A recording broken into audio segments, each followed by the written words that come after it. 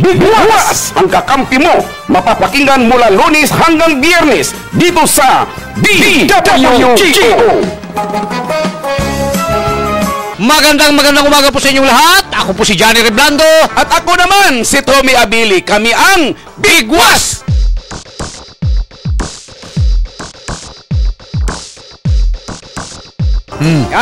Itong City Treasurer, basahin ko ulit Republic of the Philippines. Ayan. Yan, Republic of the Philippines, City of Olongapo. Office of the City Treasurer. Okay, ito na yung video Ito, mababasa nyo po ito sa inyong mga TV screen. Yan. Kita nyo? Yan, sinabi niya. Yan. Ayon sa record na aming nakikita ay mayroon kayong hindi nababayaran na electric bill. Kasama po yung 2% penalty. Ang tindi, bawat isang buwan. Kasama pa ang garbage o basura na hindi nababayaran sa PUD na nagkakahalaga ng 2,393. Ito po'y sa loob po mula po ito ng Abril hanggang Mayo nung 2013. Nilagdaan po ni Marcelino Andawi, City Treasurer. Ang galing mo, sir! Ang galing mong maningil! Yung sinisingil ninyo dyan sa Treasurer ngayon na nagbabayad ng 100 dyan sa police clearance na hindi ninyo binibigyan ng resibo, ba't ikaw kayo padalhan namin ng notice? Ano? Notice of disconnection of garbage. Oo, ay kanya naman, notice of ugly face. Gagawin natin. Mukhang hindi maganda, di ba? Pantagin mo na, silip mo yan, yung binabayaran na ng city government na pagkakautang dyan sa electric bill na yan. Tanong ko lang. Ikaw, sir, nagbabayad ka kaya ng kuryente ng tama at basura? Yan. Yan. Tanong lang yun. Notice of garbage disconnection. Nagbabayad kaya kayo ng tamang konsumo sa kuryente at basura? Yan, tanong ng Bigwas. Kayo nga mga taga-treasurer. Dito kung totoo yan, tanong ko. Kayo mismong taga-treasurer, hindi ninyo masagot-sagot kung saan ninyo ginagamit yung tag-100 piso. Pag tumubos ng police clearance dyan, 100, walang resibo. Sino na kinabang yan? Kayo rin. Masus na ko, tamaan sana kayo ng kidlat. Ay, mga naghahanap ng trabaho, pag walang 175, tabla-tabla muna tayo, wala kang police clearance. Ang 75 partner, ang may resibo. Yung 100, wala. Yan. Ikaw ngayon, Mr. Andawi, saan mo ngayon nilagay yan? Napakarami ang pumipila dyan. Ilalagay sa bulsa ko, sa bulsa niya. yung electric bill na sinabi, malinaw na ang sinasabi ng OEDC, walang karapatan na maningil sila ng koleksyon.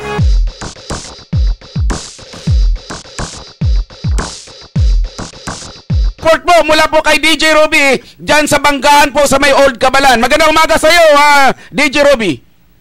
Yes, magandang umaga sa inyo. At yun na, nakuha natin yung info.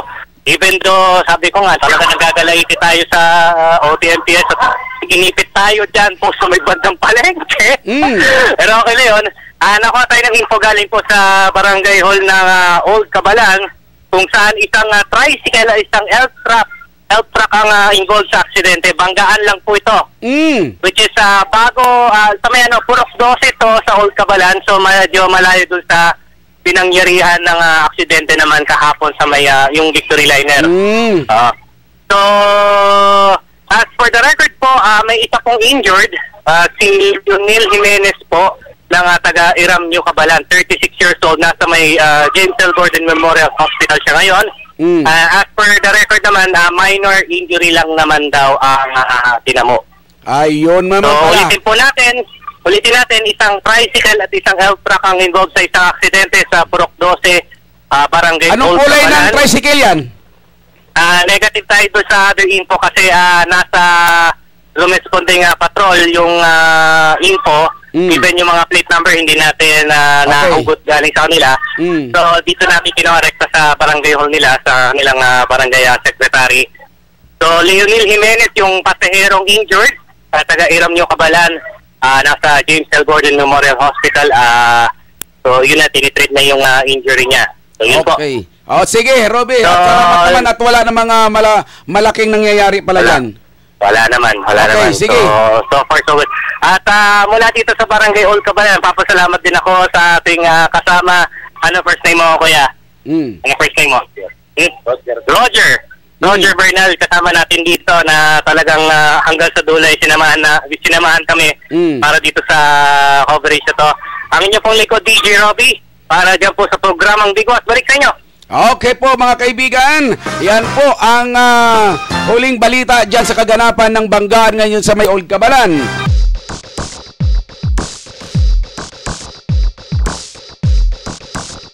Ito pa, mga kaibigan, isa po sa mga karaingan ngayon ng ating mamamayan.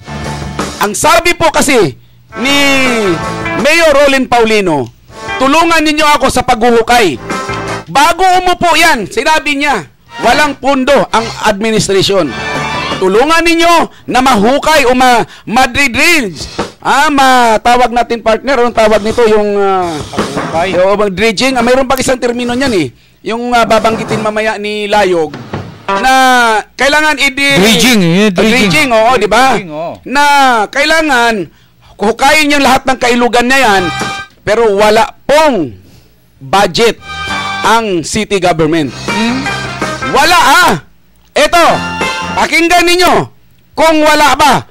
Ayon kay Mr. Layog, nakapanayam po natin kahapon, pakiramdaman natin at panoorin ninyo doon sa inyong panoorin nyo sa TV screen ang sinabi ni Mr. Layog na kasalukuyang nakaupo ngayon sa Administrasyong Paulino. Ito po. Magkano po ba talaga nilaan na budget para dyan sa inyong tanggapan? Ang DRRM fund, nasa more or less yan, nasa 30 million yan. Ginagamit yan sa iba't ibang mga programa, yung mga proyekto, kasimbawa, yung sa disilping, kung saan yan kinukuha. 30 million! Hindi nila mga gamit. 30 million, sir! Kung iba't ibang mga Ayan.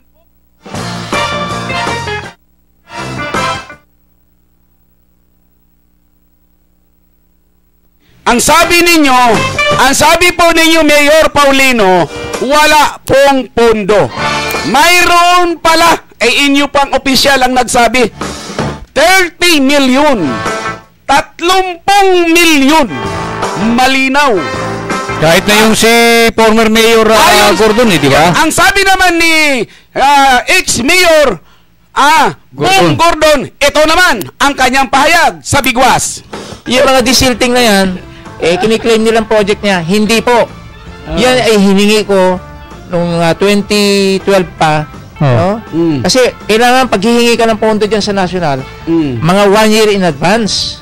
O 1.5 years in advance. Because dadaan pa yan kung saan-saan approval Sir, linawin ko lang. Papag-aralan pa nila yan. Nabanggit mo na ni-request mo yan. Ibig sabihin, may budget sa disilting. Meron sa national. Nakarating na kaya yan sa local na... dumating na. Bakit sinasabi niyang yan? Wala daw pera. Meron niya. Kausap ko ang DPWH, si Kuling. Yun. Kita nyo na. Sinabi ni Mayor Bong Gordon, yung ex-mayor, na nakausap niya si Pulin. Pulin ba yun tawag nun? Si Kuling. Ay, ibig sabihin, ang Kuling kasi yan, yung palayaw niya. Pero ang totoong pangalan niyan, Engineer Hercules. Yan. Manglikmot. Ibig sabihin, malinaw po na mayroong budget. Pero dininay. Pero ulitin natin. Ulitin natin po mga kaibigan, yung sinabi ni Engineer Layog. Ulitin natin ni Mr. Layog. Sinabi kasi niya na wala daw. Ngayon sinabi ni ex-mayor na mayroon kay nakausap niya si Kuling Manlikmot. Ngayon ulitin natin yung paliwanag naman ni Mr. Layog. Magkano po ba talaga nilaan na budget para dyan sa inyong tanggapan? Ang DRRM fund, nasa more or less yan, nasa 30 million yan. Ginagamit yan sa iba't ibang mga programa, yung mga proyekto, kasimbawa, yung sa disilping, kung saan yan kinukuha, 30 million. Bili ng mga gamit. 30 million, 30 million, sir. Kung iba't ibang mga ano yan. Kung ano yun. Yan. Malinaw na malinaw. Huwag lang haluin dahil lalabo. Malinaw na mayroong pundong 30 million doon mula sa para sa desilting. Ngayon, anong sabi ni Mayor Roden Paulino? Walang pondo. At yung paliwanag niya na may SOP mula doon sa night market na yan, binili niya ng backhoe. At ayon sa source namin sa loob mismo, sinabi raw ni Mayor Roden Paulino na binili niya ng isang backhoe at 2 dump truck ang SOP doon sa night market na 1.5 million. Ayon sa source namin sa loob. Mayor, may pagkakataon kang magpaliwanag sa aming programa kung gaano ito katotoo. Dahil nalaman namin na ang backhoe na yan ay donated galing sa SM. Yan. SM Foundation. Diyos mio. Ibig sabihin, kung may open 1.5 billion, hindi mo pa rin nagastos. Panawagan natin dito, partner, para maging patas yung laban natin dito na hindi lagi labi bigwasan si Mayor. Kahit sino sa mga tagapagsalita ni Mayor Roden Paulino, pwede po tumawag dito para ibigay nyo yung tamang impormasyon at yung katotohanan para sa kaalaman ng mamamayan ng Olongapo.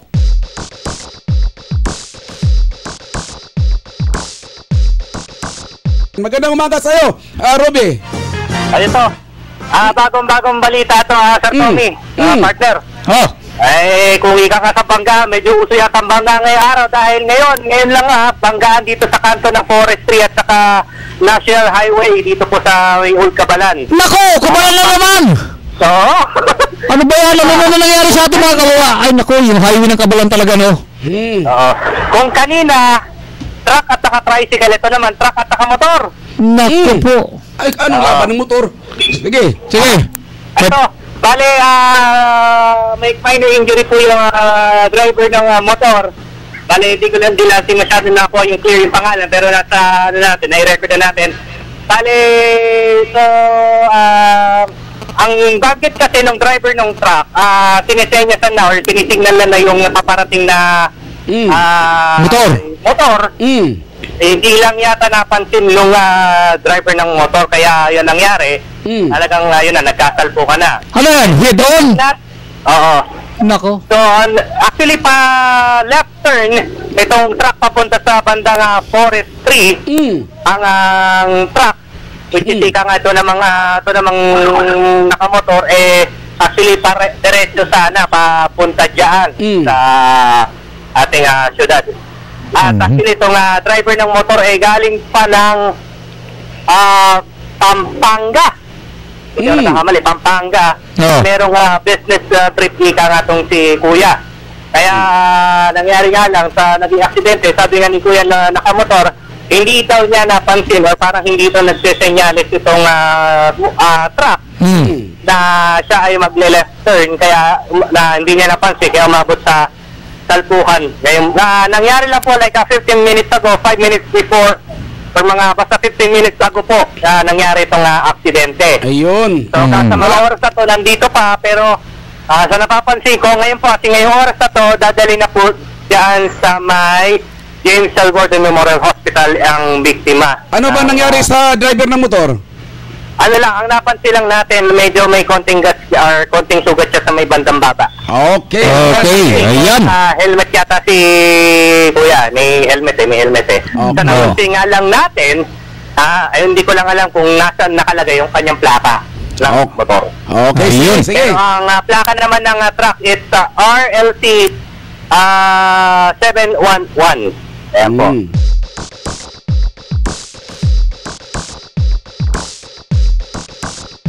Ako po si Johnny Reblando. At ako naman, si Tommy Abili. Kami ang Big Was!